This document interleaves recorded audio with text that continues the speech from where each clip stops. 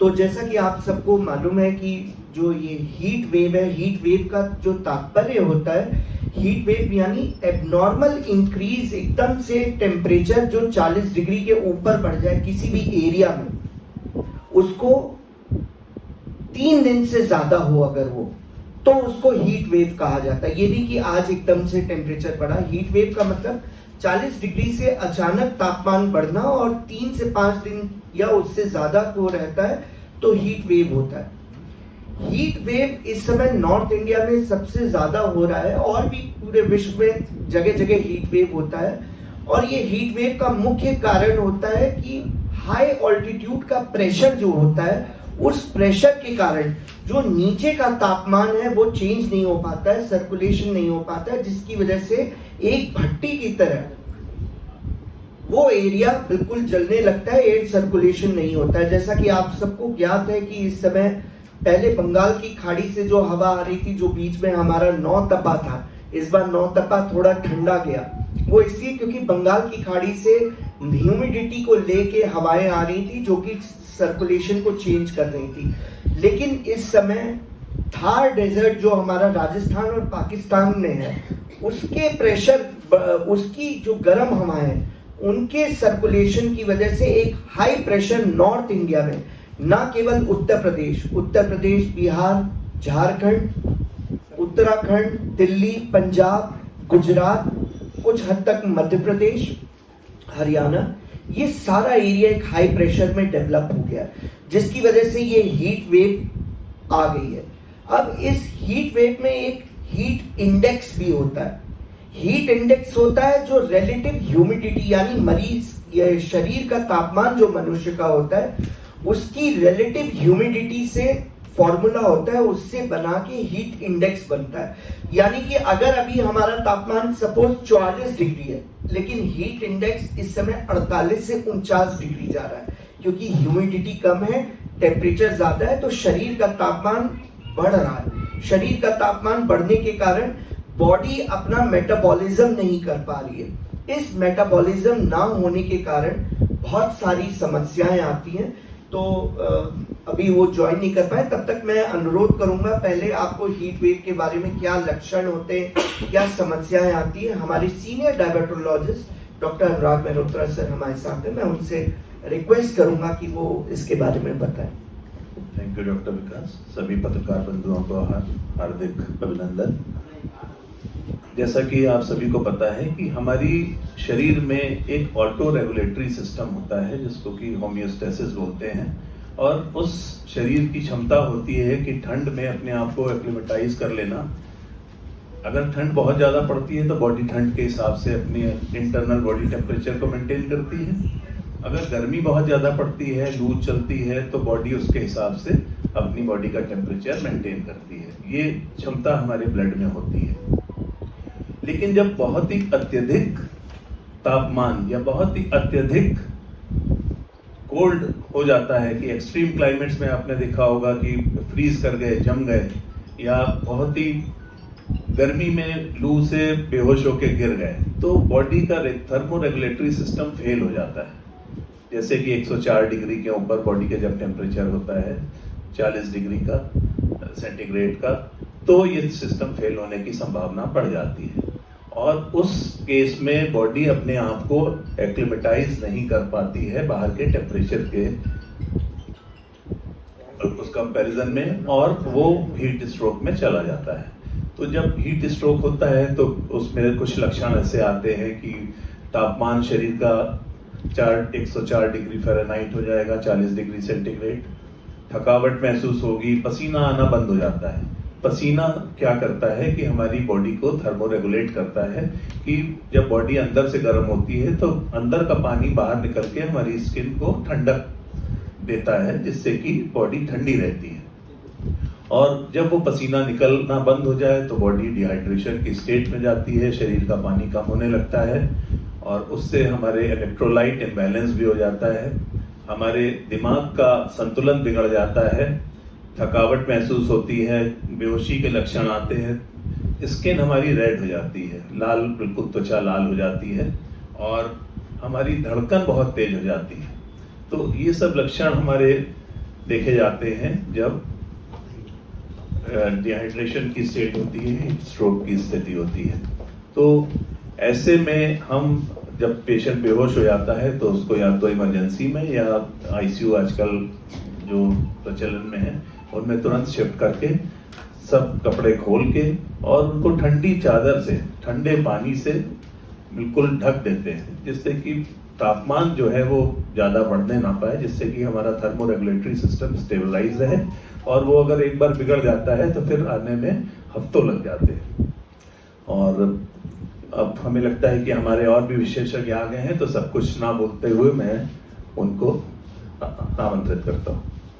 बहुत बहुत धन्यवाद सर। हमारे बीच डॉक्टर कुणाल साय हमारे वाइस प्रेसिडेंट और साइंटिफिक सब कमेटी के इंचार्ज भी है। इसके साथ साथ जीएसपी मेडिकल कॉलेज की बहुत ही senior professor doctor Shalini Mohan, जिन्होंने आईज पे बहुत ज़्यादा कम्युनिटी सर्विस करी है। और जैसा कि आपको मालूम है, भीषण गर्मी, हीट स्ट्रोक में आँख भी सबसे ज़्यादा इन्फेक्ट हो रही है, तकलीफ हो रही है। तो मैं अब अनुरोध करूंगा डॉक्टर कुणाल सर से कि पहले आप, फिर मैम से। थैंक यू विकास। आज का जो ये प्रेस वार्ता है ये एक जनरल पब्लिक अवेयरनेस के लिए है। आप सबको मालूम है गर्मी है, ये हमें बताने की जरूरत नहीं है। मौसम विभाग, आप ही लोग पेपर में आता है कि मौसम विभाग ने प्रेडिक्ट किया है कि इधर रिसेंट टाइम में गर्मी और बढ़ रही है और उसकी वजह से बहुत नुकसान हो सकता है। कैसे हो सकता है, शॉर्ट में हम लोग बात करते हैं। जो लोग खासतौर पे इस गर्मी में धूप में जा रहे हैं, धूप में डायरेक्टली जब टेम्परेचर इतना हाई हीट स्किन पे पड़ती है तो बॉडी का टेम्परेचर राइज करता है। हमारी जो स्किन है, जो हमारी चमड़ी है, वो एक सुराही की तरह होती है। जैसे हम लोग की घड़ा होता है, घड़े में पानी कैसे ठंडा होता है, घड़े में छोटे छोटे पोर्स होते हैं, छेद होते हैं, जिससे पानी का थोड़ा थोड़ा पार्ट बाहर निकलता है, वो इवेपोरेट करता है तो शरीर की गर्मी, घड़े में पानी की जो गर्मी है वो बाहर निकल आती है और इवेपोरेट कर जाता है। इसी तरह शरीर में जो पसीना निकलता है वो बॉडी को ठंडा करने के लिए निकलता है। अगर शरीर में पानी की कमी है, अगर आदमी ज्यादा एक्सपोज्ड है, बहुत ज्यादा हीट वेव उसको पड़ रही है, जो कि इसमें प्रेडिक्टेड है मौसम विभाग के हिसाब से कि बहुत ज्यादा हीट वेव है, तो डायरेक्ट धूप अगर स्किन पे पड़ेगी, सर पे पड़ेगी, तो बॉडी का टेम्परेचर राइज करेगा।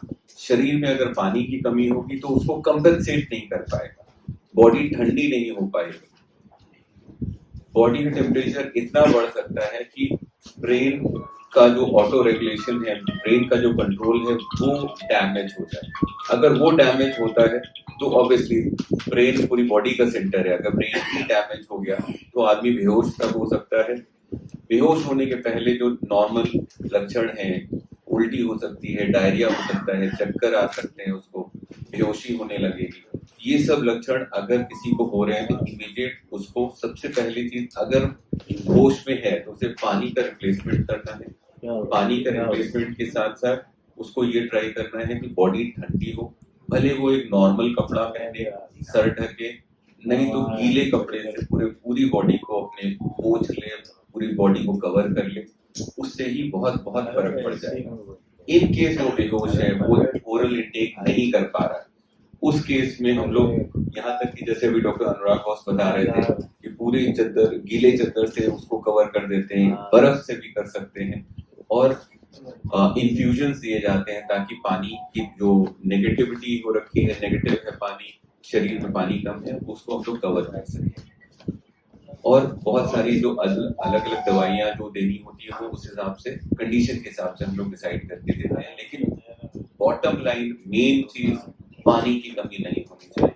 वो अगर हम लोग आईवी के रूप में दें, या अगर पेशेंट होश में है, टॉलरेट कर सकता है, उसे वॉमिटिंग नहीं हो रही है, तो ओरल के फॉर्म में। अगर एक सिंपल सा मैसेज, पानी की कमी पानी की रिप्लेसमेंट जान बचा सकता है ऐसे मरीज का।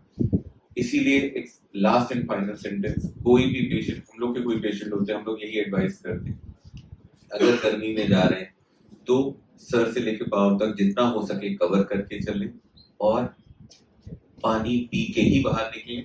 कहीं मार्केट में या कहीं भी जा रहे हैं तो वहां पे भी कंटिन्यूस अपने साथ पानी की सप्लाई रखें और पानी लेते रहें। मेरे ख्याल से इसके बाद हम लोग थोड़ा सा आँख के बारे में डिस्कस कर लेते हैं, क्योंकि आँख भी हम लोग इन्वॉल्व होती हुई देख रहे हैं। तो डॉक्टर शालिनी मोहन से परफेक्ट पर्सन नहीं होगा, इसलिए फर्दर माइक को दे रहा हूँ। थैंक यू डॉक्टर प्रनाम। यहाँ पर उपस्थित सभी आईने के पदाधिकारी और पत्रकार बंधुओं को मेरा नमस्कार। जैसे हम लोग बात कर रहे थे, गर्मियों की वजह से आजकल सभी परेशान हैं, तो आंखें भी ऑब्वियसली बहुत ज़्यादा परेशान हैं। परेशान इस तरह से है कि जब इतना पानी वाष्पित हो रहा है, इवेपोरेट हो रहा है, तो आंखों से भी जो पानी है वो इवेपोरेट हो रहा है। आंखें हम लोग कंटिन्यूसली खोल के देखते रहते हैं, तो उसकी वजह से आंख की जो सतह होती है वो सूखी हो जाती है, ड्राई हो जाती है, जिसकी वजह से ड्राई आई बहुत ज़्यादा कॉमन होती है। और आप लोग जो है स्क्रीन टाइम भी आप लोगों का भी बहुत ज़्यादा होता है, और आजकल सभी मोबाइल में, लैपटॉप में, कंप्यूटर में, तो स्क्रीन टाइम सभी का बहुत ज़्यादा हो गया। और साथ में ये जो सूखापन, ड्राइनेस जो मौसम की वजह से हो गई है, इसकी वजह से और ज़्यादा तकलीफ हो जाती है। तो आँख में गड़न, चुभन, खुजली होना, साथ में लाल हो जाना और ऐसा लगना कि आंखें बिल्कुल थक गई हैं, ये बहुत ही कॉमन सिम्टम्स होते हैं और शायद आप लोगों में से भी बहुत लोगों ने इस बात को फील किया होगा। तो जब भी ऐसा अगर आपको लग रहा है तो इसका मतलब आंखें ड्राई हो रही हैं, तो आप आंखों को वॉश कर सकते हैं, बर्फ से सिकाई कर सकते हैं और आई ड्रॉप, लुब्रिकेंट आई ड्रॉप मार्केट में अवेलेबल होती है, वो लेके डाल सकते हैं। दूसरी जो समस्या होती है आंखों में वो होती है इन्फेक्शन की। इस समय बुखार के साथ में इन्फेक्शन बहुत कॉमनली हो रहा है और आपने अक्सर देखा होगा कि आंखें बिल्कुल लाल होकर सूज जा रही हैं, साथ में उससे बहुत ज्यादा कीचड़ आना, और जब सुबह सो के उठते हैं तो आंख चिपक जाती है। तो ये कंजंक्टिवाइटिस जो होती है, वायरल कंजंक्टिवाइटिस, ये भी इस मौसम में बहुत ज्यादा देखने को मिल रही है। और क्योंकि आंखें सूखी हो जाती हैं, तो नॉर्मली क्या होता है, जब भी आंसू आते हैं तो उसके साथ जो भी अंदर गंदगी है, बैक्टीरिया है, वायरस है, वो सफाई होता रहता है। बट अब क्योंकि आंखें ऑलरेडी सूखी हैं, तो जो भी वायरस आई के अंदर गया वो क्लीन नहीं हो पाता, तो वो और भी ज्यादा असर करता है। इसीलिए इस मौसम में इतना ज्यादा इन्फेक्शन देखने को मिल रहा है। तो कभी भी कंजंक्टिवाइटिस हो गई तो ये फैलने वाली बीमारी होती है, एक इंसान से दूसरे इंसान को, एक आंख से दूसरे आंख को बहुत आसानी से हो जाती है। तो ऐसे में अगर जिसको भी कंजंक्टिवाइटिस है वो अपना जो भी तौलिया है, रुमाल है, ये सब अलग रखें, उनका इस्तेमाल किया वो कोई भी सामान दूसरा व्यक्ति इस्तेमाल ना करे। आंखों में एंटीबायोटिक आई ड्रॉप्स डालनी है, कोई भी ऐसे स्टेरॉइड की आई ड्रॉप्स नहीं डालनी है जो हम लोग काफी कॉमनली देखते हैं। स्टेरॉइड आई ड्रॉप डालने के बहुत ज्यादा साइड इफेक्ट के साथ पेशेंट्स हम लोग के पास आते हैं। आंखों में इन्फेक्शन बढ़ जाना, कॉर्नियल अल्सर हो जाना, माड़ा पड़ जाना और उसकी वजह से ब्लाइंडनेस हो जाना, ये बहुत ज्यादा देखने को मिलता है। तो स्टेरॉइड की आई ड्रॉप नहीं डालनी है। अच्छा रहेगा किसी चिकित्सक से परामर्श लेके एंटीबायोटिक आई ड्रॉप्स डालें और साथ में आंखों को वॉश करें। तीसरी चीज जो गर्मियों की वजह से बहुत ज्यादा कॉमनली देखने को मिलती है वो है एलर्जिक कंजंक्टिवाइटिस। आंखों में एलर्जी होने लगती है क्योंकि इस मौसम में जो परागकण होते हैं, पॉलन ग्रेन्स होते हैं, वो भी बहुत उड़ते हैं और इतना ड्राइनेस की वजह से जो धूल, मिट्टी, ये भी बहुत ज्यादा उड़ती है। तो इसकी वजह से जो है एलर्जिक कंजंक्टिवाइटिस बहुत कॉमनली मिलती है। उसमें आंख में खुजली बहुत होती है। आप देखे होंगे कि बच्चे भी अक्सर आंखों को इस तरह से रगड़ते रहते हैं। तो अगर ऐसा हो रहा है तो उसके लिए भी पर्टिकुलर आई ड्रॉप्स आती है, उससे उसमें आराम मिल जाता है। लेकिन फिर यहाँ मैं कहूँगी कि स्टेरॉइड की आई ड्रॉप्स बिल्कुल अवॉइड करना है बच्चों में खास तौर से, क्योंकि उसके अलग साइड इफेक्ट्स बच्चों में हम लोग को देखने को मिलते हैं, जिसमें कि मोतियाबिंद और ग्लौकोमा, ये दोनों बच्चों में जिसमें बहुत ज्यादा स्टेरॉइड की आई ड्रॉप्स यूज की गई हैं उनमें वो दिखाई पड़ता है। तो वो चीज अवॉइड करनी है। इसके अलावा कभी कभी रेयर टाइप की चीजें होती हैं, जैसे कि गर्मी की वजह से जो खून है वो गाढ़ा होने लग जाता है। तो कभी कभी आई स्ट्रोक हो सकता है, जिसमें कि जो आंख की धमनी होती है, जो आर्टरी होती है, वो ब्लॉक हो जाती है, जिसको सेंट्रल रेटिनल आर्टरी ऑक्लूजन कहते हैं। उसकी वजह से अचानक से दिखना बंद हो सकता है। तो एक ये रेयर चीज होती है, लेकिन हाँ इसके पेशेंट कभी कभी हम लोगों को देखने को मिल जाते हैं। तो जैसा कि डॉक्टर साहब ने अभी बताया कि इसके लिए खूब ज्यादा पानी पीना है। जितना हम लोग नॉर्मल डेज में पानी लेते हैं उसका डबल कंजम्पशन करना है। अगर रोज आप 2 लीटर पानी पी रहे हैं तो ये मान के चलिए कि गर्मी के सीजन में कम से कम 4 लीटर पानी जरूर पीना है, क्योंकि उससे जो खून का गाढ़ापन है वो कम होता है और उसकी वजह से इस तरीके की कोई भी प्रॉब्लम नहीं होती है। Thank you so much. Thank you so much doctor Shalini, doctor Kunal. तो जैसा कि आप सबको पता ही लग चुका है, हीट वेव क्या है, हीट इंडेक्स क्या होता है, उसमें क्या फर्क है और बचाव के क्या क्या तरीके हैं। जैसे कि मुख्यतः अपने आप को ज़्यादा गर्म होने से बचाना है, तो कोशिश करें जिस समय तापमान सबसे ज़्यादा यानी दोपहर में 12 बजे से लेके 3 बजे तक या 4 बजे तक बहुत ज़रूरी हो तभी बाहर निकले, अन्यथा ना निकले। खास करके ऐसे मरीज जिनको कोमॉर्बिडिटीज जैसे डायबिटीज, हाइपरटेंशन, किडनी डिजीज है।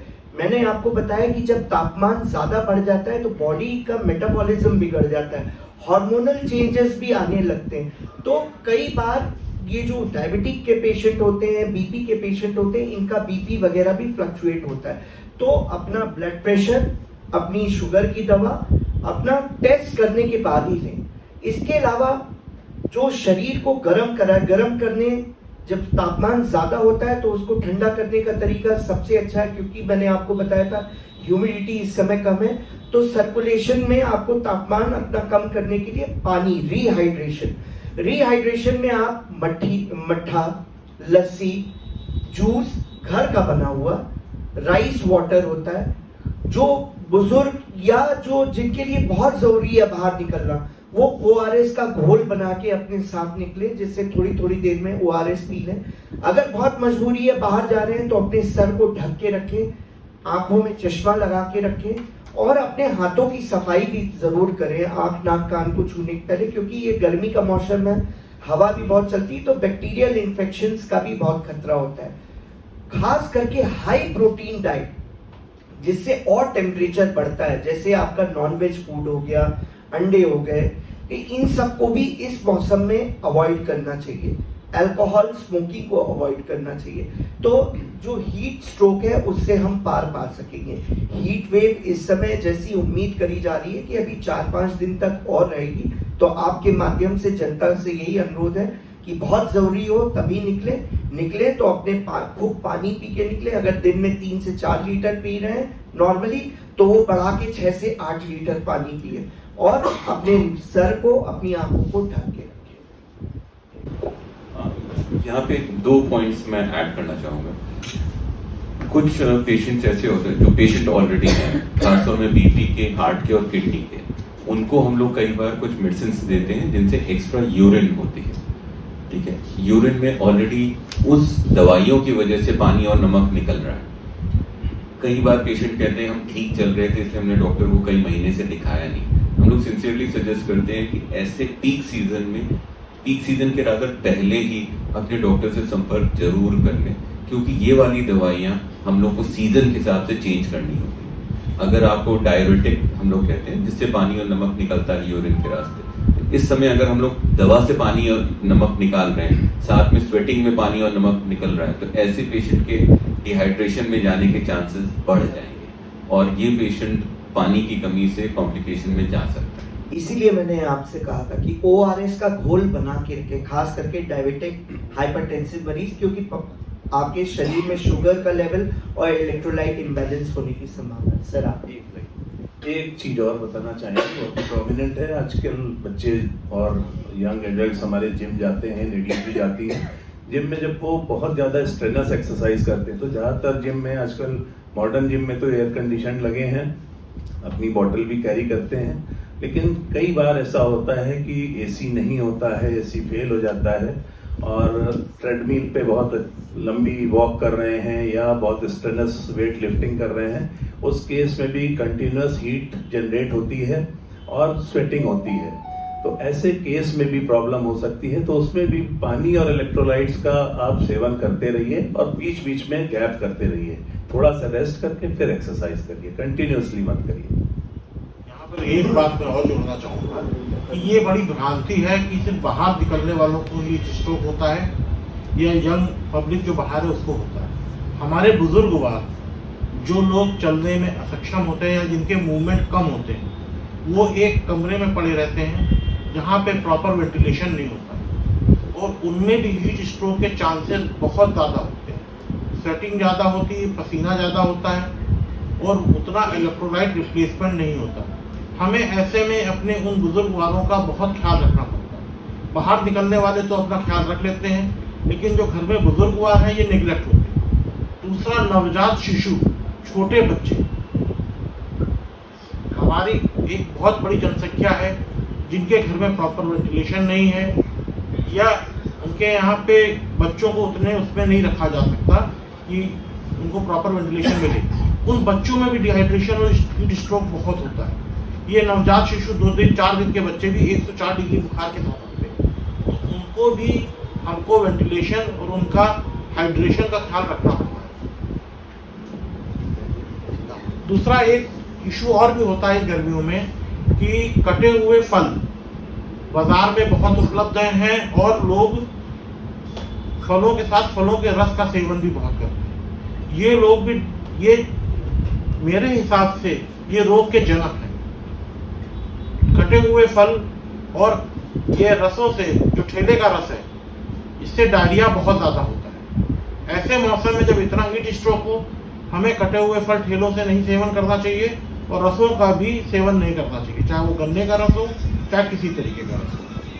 इतने हीट स्ट्रोक या इतनी गर्मी में जो हमारे बैक्टीरिया होते हैं उनको फलों के बीच में पनपने का बहुत अच्छा सा एटमॉस्फेयर मिल जाता है, वो अच्छा मीडियम है।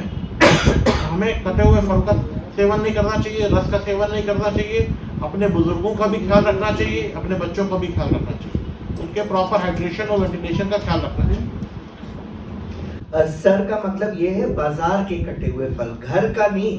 घर के फल तो क्वालिटी कॉम्प्रोमाइज नहीं होगा, साफ धो के वो करेंगे। बाहर क्वालिटी कॉम्प्रोमाइज हो सकती है, साफ सफाई का ध्यान नहीं रखते तो बैक्टीरिया पनप सकते मार्केट हैं। में आज की डेट में जितने भी पैक्ड जूस आते हैं, क्या वो सही है? नहीं, वो आपका बस हाइड्रेशन कर सकते हैं, उसमें ऑलरेडी प्रिजर्वेटिव्स वगैरह होते हैं, तो वो सबसे अच्छा स्रोत होता है कि आप फल को, साबुत फल को आप सेवन करें इंस्टेड ऑफ उसका जूस निकालने के। जिन लोगों के दांत नहीं है, बुजुर्ग हैं या छोटे बच्चे हैं जो काट नहीं सकते दांतों से, तो उनके लिए फिर वही फ्रेश फल जो है उसका जूस या पल्प आप दे सकते हैं। Pulp is more better than juice, वो भी घर का। तो आए हुए सम्मानित पत्रकार बंधुओं का मैं हृदय से आभार व्यक्त करता हूँ